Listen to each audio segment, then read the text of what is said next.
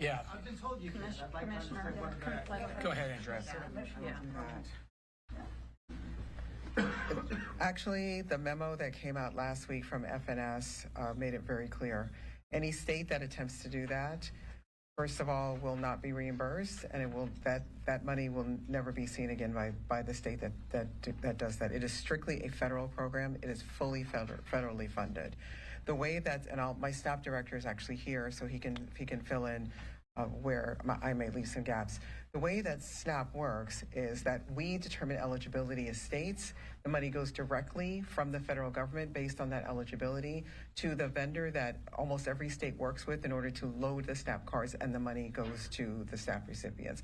As a state, we don't have any access to those particular funds and the ways in which those cards are loaded. We simply determine whether a person is eligible for the SNAP benefit or not. FNS has been, and I say that it's Food and Nutrition Services out of the Department of Agriculture, I'm sorry, I live with this every day, so I tend to use acronyms, has been very clear that we do not have the capacity, we do not have the authority, and if we choose to do so by standing up our own state program, that we will not be reimbursed for those costs. Okay. But have they elaborated, is it because of the cards? I mean, right now we're backfilling for WIC. The state puts in its own money for Medicaid. What is so different about SNAP that they're telling you you cannot do this with SNAP when the state has and does do this with other federally funded? So I really can't answer that question for you because I don't know why the federal government has made a distinction between SNAP and WIC, but indeed they have. It's a question that I think many states have. But there's been a determination, as we all know, on the federal level to continue to fund WIC, but they've been very clear that that is not an option that's available for SNAP. Governor, at what point will you need to either get legislative authority to move money around, or for you to declare an emergency that would allow you to tap into surplus funds? Well, let me talk to leadership. From my point of view, hopefully never, because we're already being able to take care of this. We're taking care of this out of the surplus and the rainy day.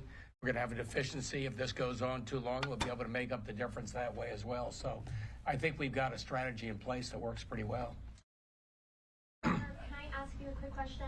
I just want to clarify. You said the $3 million, it'll translate into 3 million meals a week that will serve folks. Is that what you were saying?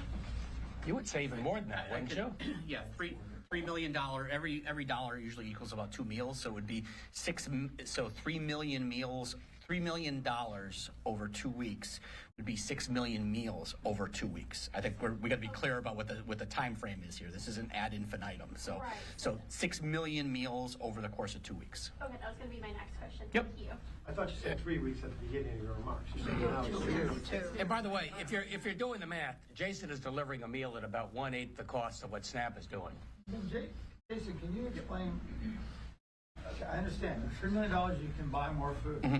But as far as the distribution network, because you guys are both wholesalers, you supply the food pantries, you're retailers, and then you run the mobile units. Mm-hmm. So can you describe through what mechanism are you going to be getting more food out there? Is it simply going to be that there's going to be more food available at the pantries and in the mobile? Yes, it is basically what we're doing is we are taking how do we put more food into our existing network of pantries and mobile sites across the state of Connecticut. And are you, to address Senator Austin's concern that there are parts of this... All right, just listen.